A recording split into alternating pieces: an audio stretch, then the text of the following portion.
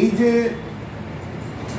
একটা মুদ্রা আমরা ধরি, এরকম করে একটা মুদ্রা ধরি, তোমরা তো নাচ শিখতে আসো, তোমরা এর অধিকারী, কিন্তু আমি জীবনে যেখানে গিয়ে শেখাই তারা এটার কেউ অধিকারী নয়, আমায় তাদের শেখাতে হয়। তারা যাবে বোম্বেতে অ্যাক্টিং করতে, ঠিক আছে? ঠিক আছে, মানে তোমার বডি বলতে কতগুলো বডি হয়?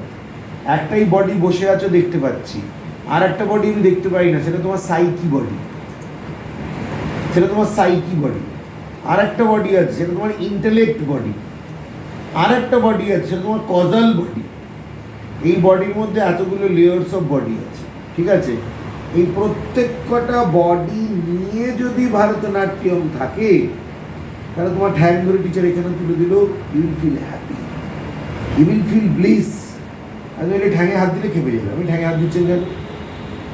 আমি তুলে নেবো আমার মতো, আমি এতটা করে নেবো। তার মানে এটাই আমরা বুঝি, জায়গাটা পুরো অধিকার করতে পারেনি, ঠিক আছে? তাহলে কি বললাম?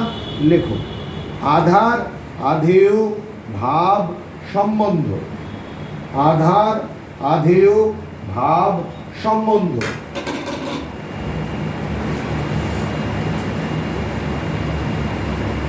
তাহলে আধেয়কে, যেটা মেন আমি খাবো, তো ভারতনাট্যমটাই তো গ্রাস করছো, বা যে যা শিখবে সেটাকেই তো সে গ্রাস করছো, তাহলে ওটা তোমার কি হলো? লক্ষ্যবস্তু। লেখো, ওটা হলো তোমার লক্ষ্যবস্তু।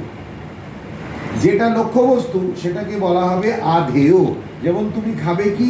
জল, তাহলে জল তোমার লক্ষ্যবস্তু। জল যে পাত্রে রাখা হলো তার নাম হলো আধার।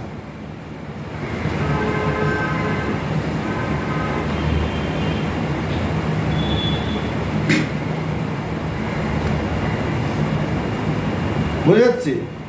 হ্যাঁ, তাহলে তোমার বডিটা হচ্ছে আধার, কিন্তু এই যে কোনো ডান্স এখানে আজকে ভারতনাট্যমকে কোট করে নেওয়া হয়েছে, ঠিক আছে?